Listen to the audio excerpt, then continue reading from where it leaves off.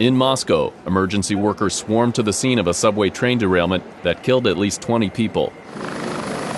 Ambulances and helicopters were used to evacuate more than 100 people injured in one of the most serious Moscow transit system accidents in years. July 16th was declared a day of mourning for the victims. Moscow's mayor has promised the equivalent of about $30,000 to the families of those who died. In the Azerbaijani city of Ganja, supporters of civil society activist Hassan Husseinleh were in tears after a court ordered him jailed for 6 years in an alleged stabbing case. Husseinleh, the head of the NGO Intelligent Citizen, was arrested in March on charges of hooliganism. His supporters say the charges were politically motivated.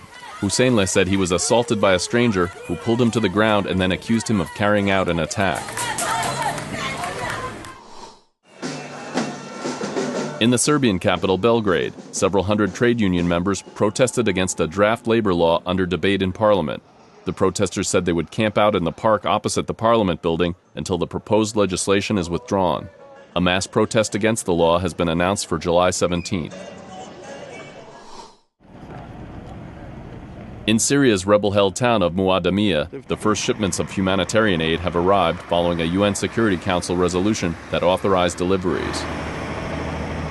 The UN resolution says aid groups no longer need Syrian government consent to make deliveries in rebel areas. The United Nations says more than 10 million people need aid in the war-torn country. In Kabul, protesters from the Young Activist Network for Reform and Change demonstrated against a proposal by Afghan lawmakers to give themselves lifetime privileges.